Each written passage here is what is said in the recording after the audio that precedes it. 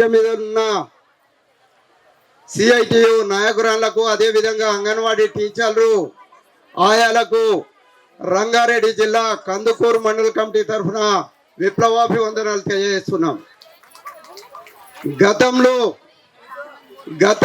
2 నెలలు మనం టెంట్ వేసుకొని మండల కేంద్రాల్లో నిరవధిక సమ్మెకు పిలుపునిచ్చినప్పుడు మొసలి కన్నీళ్లు గారుతూ కాంగ్రెస్ నాయకులు మన టెంట్ల వద్దకు వచ్చి, నా కేసీఆర్ గారు దొర, ఆ దొరకు అంగన్వాడీ టీచర్లు ఆయాల కష్టాలు కనబడవు, ప్రతి ఒక్క సర్వే మీరు చేస్తున్నారు, బాలింతలకు పౌష్టికాహారం ఇస్తుర్రు, పిల్లలకు పౌష్టికాహారం ఇస్తుర్రు, పిల్లలను చూస్తుర్రు, అనేక రకాలైన సేవలు అందిస్తుర్రు, కూరలకు దొరకు కళ్ళకు పొగరెక్కి మీ జీతాలు పెంచడం లేదు అని చెప్పి, ఒకవేళ కాంగ్రెస్ ప్రభుత్వం గనక అధికారంలోకి వస్తే వచ్చిన వెంటనే కాంట్రాక్ట్ ఉద్యోగులు అంటూ ఉండరు, వాళ్ళని అందరినీ పర్మనెంట్ చేస్తా అని చెప్పి ఈ యొక్క రేవంత్ రెడ్డి గారు, అదే విధంగా కాంగ్రెస్ మంత్రులు మనకు హామీలు ఇచ్చారు.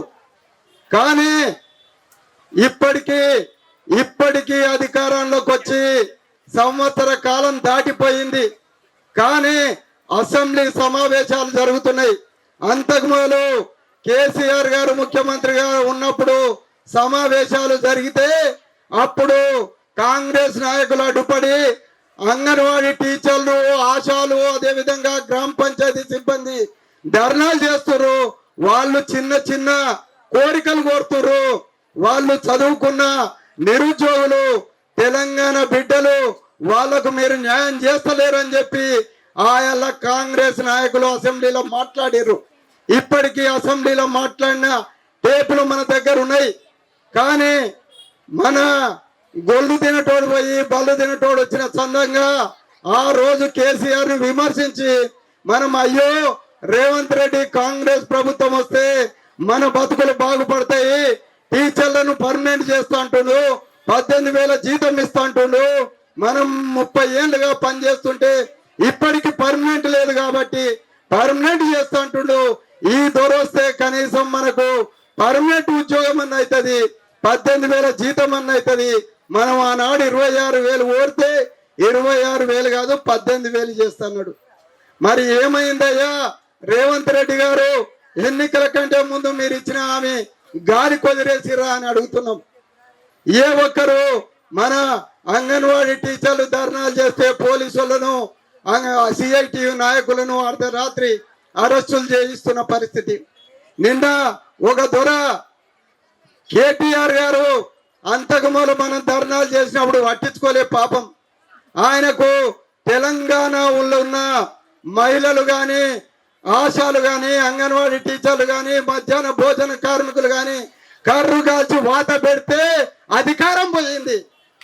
అధికారం పోయి ఇళ్ళకి ఆయన కళ్ళు తెరిచి ఆశా వర్గాల మీద దాడి చేసిరని చెప్పి ఆయన మాట్లాడుతున్నాడు. మరి నువ్వు అధికారంలో ఉన్ననాడు అదే పని చేసినావు కానీ ఆయన, మరి ఆనాడు అంగన్వాడీ టీచర్లు, ఆశా వర్గాలు నీ కళ్ళకు కనిపించలేదా?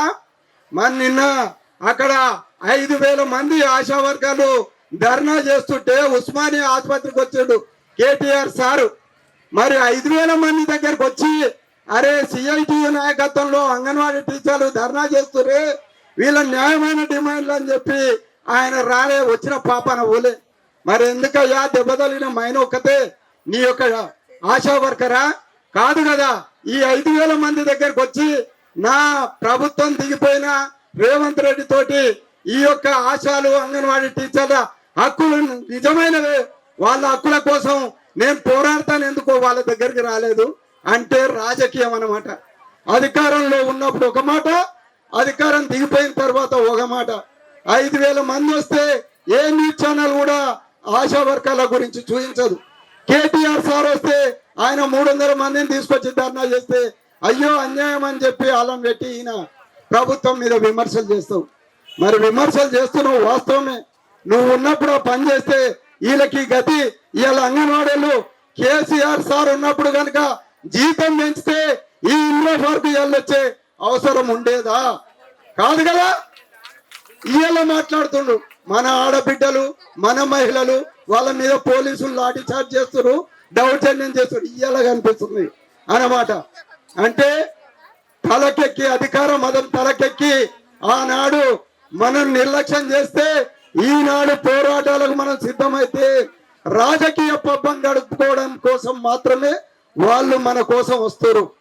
అంగన్వాడీ టీచర్ల కోసం కానీ, ఆశా వర్కర్ల హక్కుల కోసం కానీ, గ్రామ పంచాయతీ వర్కర్ల హక్కుల కోసం కానీ, వివోఏల సమస్యల పరిష్కారం కోసం కానీ పోరాటం చేసేది ఒక ఎర్ర జెండా మాత్రమే, అది సిఐటి సంఘం మాత్రమే.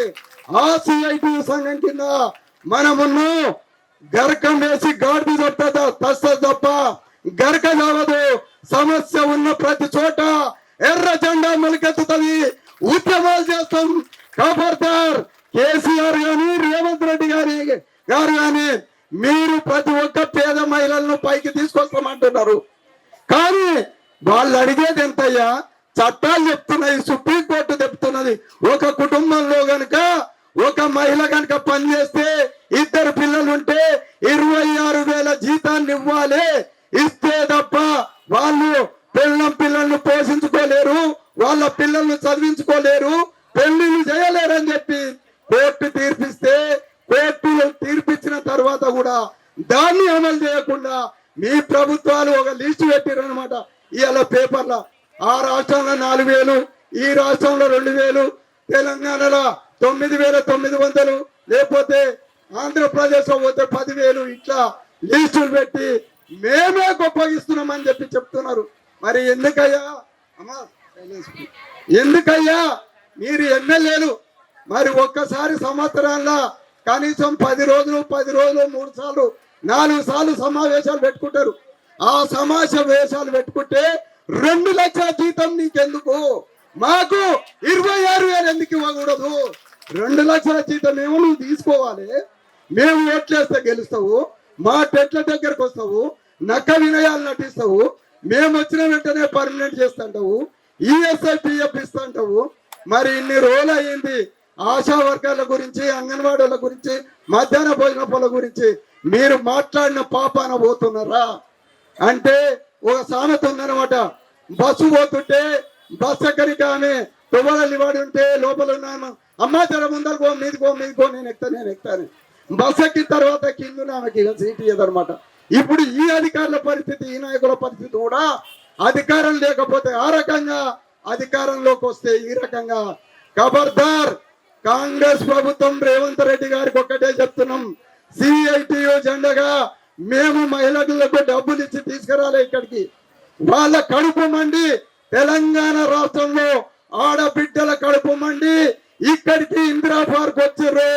వాళ్ళ ఉసురు కనుక మోసుకుంటే మీ ప్రభుత్వాలు ఆనాడు గుర్రాలతోటి దొక్కించిన చంద్రబాబు నాయుడిని మనం ఆంధ్ర రాష్ట్రానికి పట్టించినాము.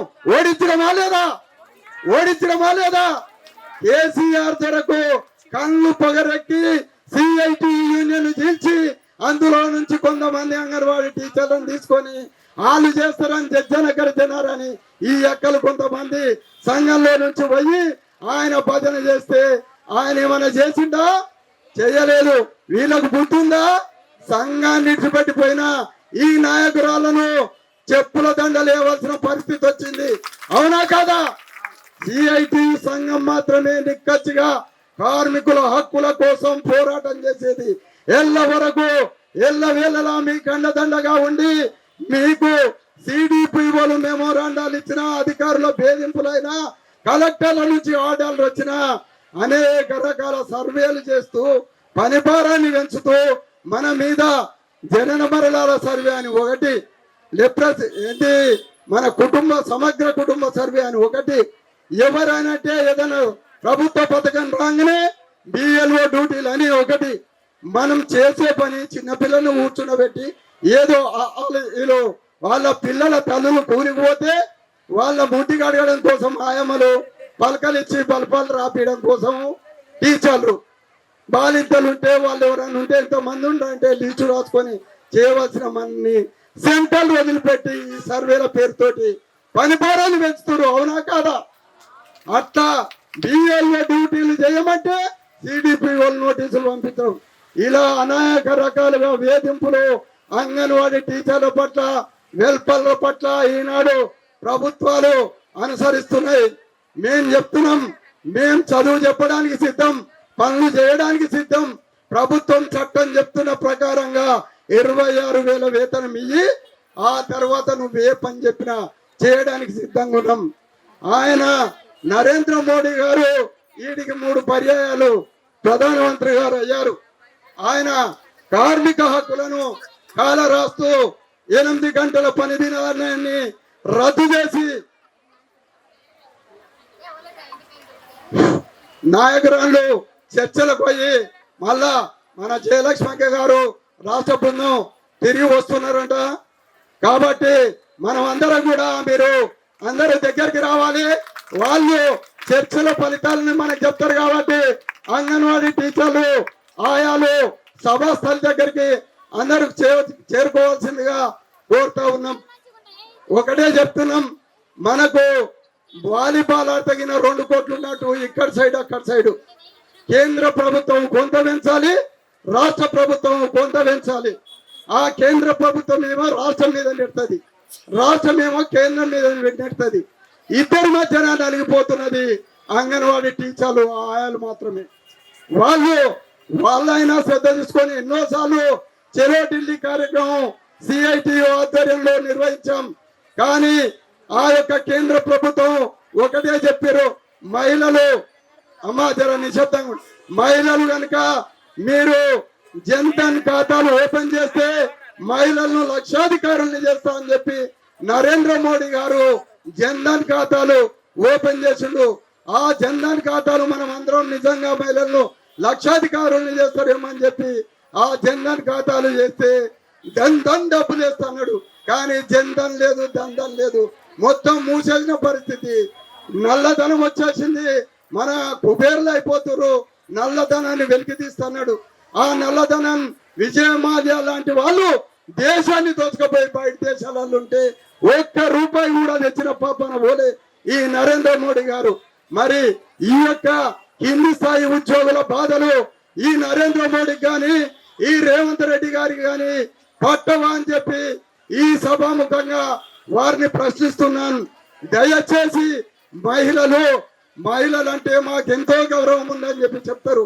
ఎందుకంటే తెలంగాణ తల్లి అని చెప్పి నిన్న మొన్ననే వాళ్ళు పోటీ పెట్టుకొని విగ్రహాల మీద విగ్రహాలు పెడుతున్నారు. గంగమ్మ తల్లి, తెలంగాణ తల్లి, ఇంకో తల్లి, కృష్ణ, కావేరి అన్ని అని చెప్పి మన పేర్లు పెట్టుకుంటారు. కానీ మహిళల జీవితాల కాడికి వస్తే పురుషుల కాళ్ళ కాడనే ఉండాలి, వీళ్ళ జీతాలు ఇంతే ఉండాలని చెప్పే పరిస్థితి ఈ కేంద్ర రాష్ట్ర ప్రభుత్వాలు